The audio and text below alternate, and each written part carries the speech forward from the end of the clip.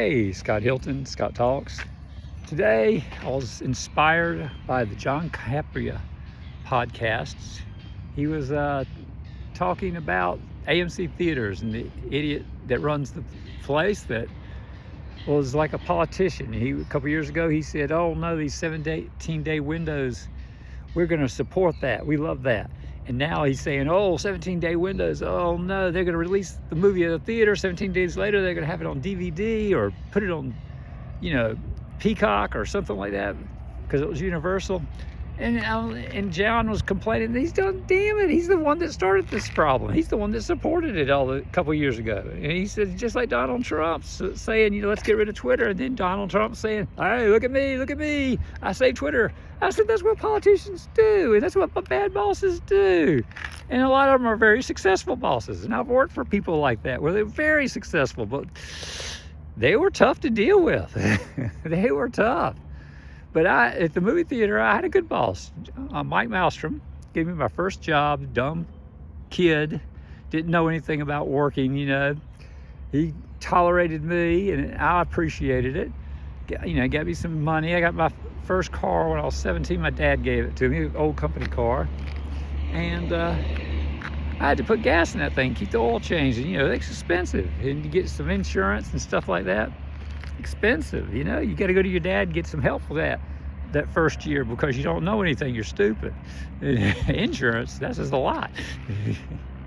So I appreciate all that. And I'd ride into work at the mall, Eastland Mall in Charlotte, North Carolina, and go to my little job at the movie theater. I had to wear a blue sport coat, white shirt, and a black bow tie. And I got pissy with the bow tie they gave me, the little clip-on thing. And I went by the tuxedo store and bought a real black velvet-looking bow tie. I thought it looked a little better than the crappy one they gave me. And it was black. And, they noticed it was different, but they didn't care. So, and I'd clip that thing on and tear the tickets. They had paper tickets back then. They would print out a ticket at the front, and people would walk back, and I would tear and point them. You got three theaters, different movies. And my job was basically tear the tickets, go in, make sure, everything was okay in there. Nobody was smoking or anything. You didn't have to worry about people with cell phones because no one had one videotaping. They could have had a Super 8 camera or something, but I never saw that. Then you had to make sure people weren't sneaking people in the back exit because there was an emergency exit right behind the screen. And they could have snuck people in. You had to make sure those doors were closed all the time because they'd prop something open. They'd go back there and pop the door open, put a little rock or something, just to wedge it in the door where it wouldn't close all the way. And then their friends could come in the back entrance and prop down. We didn't have assigned seats or anything like that. You'd sit where you want. And most of the troublemakers were always in the back. And so we had a few good movies, and it was not overly problems. I had to, clean up. You'd sweep and pick up things and clear out as best you can. But mostly they had a cleaning crew come in, 2 guys. Right after the late movie, they'd show up, and they'd get locked in basically until morning. And then when the people came to open up early to get things started, about 10 or 11, those guys could either leave out the back exit or just, sometimes they were still there working. But usually we had midnight. We didn't start your movie until 1, 2 o'clock. But occasionally we did kiddie movies, 1 day a week, occasionally. And we'd have these kiddie movies. And this is what happens. Like my dad had told me, everyone needs to work. Everyone can mess up in life and be not the greatest workers in the world. And it was a great life lesson for me. And I went up, and I'm trying to remember if I'd heard that life lesson before this happened or after it happened. And how old I was when all this is going on. But I didn't go by that life lesson. I'm in the kiddie movie, and some of the parents are complaining, I think I smell marijuana. And I'm like, really? And I'm walking around looking at it, and I was pretty dumb and naive. I wasn't wise to the ways of that in the world. I had friends that were wiser than me in that area, but not me. I was pretty boring. And so I'm looking around, go to that emergency exit, the back where the big doors are behind the screen. Go up the little stair, there they are, getting ready to leave, smoking a joint, and that marijuana fumes coming in the building. I'm like, oh my gosh. I said, you guys can't do that here. And they just look at me like, whatever. And so I head upstairs and told the boss, I said, they're smoking a joint. You can't have that. You can't have that. That stuff's getting in the theater. The kids are there, the moms and dads are there. And he went downstairs and fired them. And I was like, oh well. So he tried to arrange for some help to come in that night, because someone has to clean the theater, right? It's got all that popcorn boxes, and someone has to sweep, and then they had a mop. It's a lot of work. 3 theaters, 2 guys. And it took most of the night. So, and that's how it worked. And they got more money than we did. And since we couldn't find anyone the first night, but he was gonna had someone scheduled for the next night, all of us guys that worked there got called in to work late and do that. Just clean up. And I got there, remember, I was there for the early kiddie show. So I stayed all the way to the end and then turned around and had to help clean the theater for several hours. That was my reward. and we were like, now those guys get how much? I think someone had said how much they made. And I was like, dang, that's a lot more than we get. We should get that money. We didn't get anything. We got paid. We got overtime if we were in overtime. But it was all right. We swept and swept and swept every aisle. I mean, you had to go down every aisle, get all that junk off and sweep and put it in the trash. And then they had to mop all the aisles. And the middle where the stairs were carpeted. So you get that with the vacuum and stuff like that. Sweep that up pretty much in the front, up in the front before the screen. All that took a while with all of us working. It's like 5 or 6 of us, I think. And then we got to go home. I was like, oh my God, it was a long day. But I think it was the weekend, so I got to sleep in. But yeah, that was that. It was a midnight movie. We got that, and we didn't get Rocky Horror, but we had some pretty decent crowds for the midnight movies. They'd show up, they'd be at the ball would be partially closing, but there were a couple of restaurants that were just closing up, and people would leave that and come to the midnight movies, and people would show up for the midnight movies, and some crazy people were in there. You had to keep an eye on the concession stand, because the people that worked the concession stand would leave, right? They left. Okay, fine, you're good with that. And it's empty. It's just me and the guy in the camera room.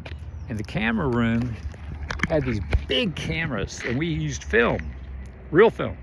And they were in these big metal boxes, like on my bike, probably about that high and that thick. And you had about two of them per movie, because in case something broke and messed up, the cameraman could switch to his second. He had another projection thing right next to it, so he could switch over, and they had these giant bulbs in there that he could switch out if the bulb ever burned out. There's big mother things, big, tall, honky machines that he used. And sometimes he said, oh yeah, during the midnight movies, because they were some smoking marijuana there. That was the people in the crowd drinking and smoking, and they're doing all sorts of crap. But I learned my lesson. Heck with that.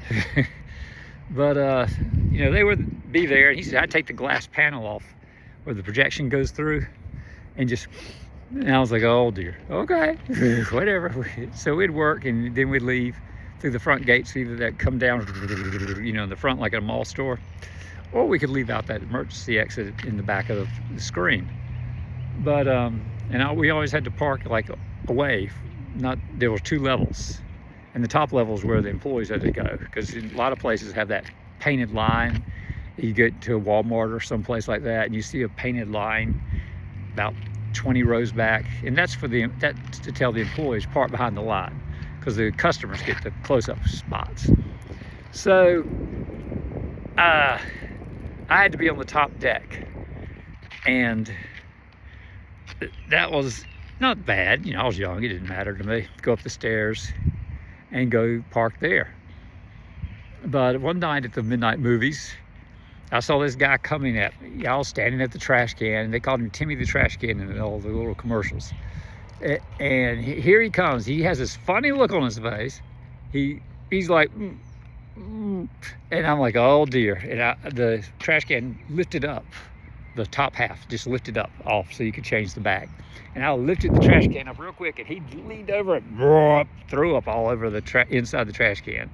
And the movie had about an hour more to go, and I was like, that's good, that's staying there. Then put the lid on, and he ran to the bathroom, and I was like, good deal, you made it, all right. So that happened. Another time at a midnight movie, it was, excuse me, I think somebody threw up in the aisle near where we're sitting. And it's dark in the movie. The movie's going on. And you can't see. So here I am with the mop and the bucket. That's my job. That's, when you got a job, you do your job. Someone's got to do it, and that's what you're getting paid to do. That's life lesson for you young ones, all right? If you gotta clean the toilets, you clean the toilets. And if you gotta sweep, you sweep. If you gotta wear the stupid outfit, that they require you to wear, either at McDonald's or someplace or a movie theater or something, you wear it because you want to get paid. You want a job so you can pay for the oil and you go zip it around in your car. And I did get to go see some free movies. So that was part of the perks, but you had to wait till they'd been out for a little bit and then and if you were at a different movie theater, you could just go in your theater. But at a different movie theater, you had to get permission from the owner to call the theater and tell them you were coming. So there's that. But yeah, that was interesting. I'm sitting there with the mopping. I can't see anything. We didn't have cell phones with flashlights on them, right? There was a flashlight, I think, in some storage area somewhere. I didn't know where it was. I didn't have it. I had the mop. And I'm like, well, where is it? We think it's right here. And it's like 5 people in. I said, okay, everybody lift your legs. And I'm mopping and putting it in the bucket and mopping and putting it in the bucket. And as soon as the water of the mop hits it, the smell is like, yeah. And I'm mopping and getting in the bucket and rinsing it and mopping. I said, okay, there you go. And back up I went. I wasn't the best worker in the world, I guess, if you look back on it, but yeah, I got it. Best I could in the dark. But I was like, oh my gosh, there's people I gotta sit there and do that. And I was out of there. I was like, oh my goodness. So other stuff, it was all right job. That was a great first job. The irony was, when I dated my wife, we went to a movie and it was just empty. But there was one couple with their kids in the back. It was Mike Malmstrom and his wife, probably getting to see a free movie with the kids. And he sat in the back row. And here I am with my first date. And I knew he was there, kind of. But I'm trying to get my arm around her for the first time and steal a little kiss. And we watched the movie. I liked the movie. It was neat. I can't remember much about it, but I think there was a monkey involved going into space or something. But no giant hit. But it was good. So I enjoyed that. So it was a neat little job. I got to make popcorn upstairs. Got to bring the heavy CO2 canister down without killing anybody below me, because it was right at the exit where people were exiting the theater to the mall's food court. I'm bringing down this heavy, big CO2 canister, holding it by the twisty thing, and that could have dropped at any time. So they wouldn't, if they run out of CO2, then the drinks aren't fuzzy. So you can't have that. So they had extra CO2 there, but when you ran out for everything. You had to switch it, and they had a syrup that would inject in with push from the CO2. And if it just didn't have enough CO2, it would taste, yeah, you'd know something's wrong. You got to get more CO2. Oh, look, Army helicopter. Hello. There they go. Very cool, very cool.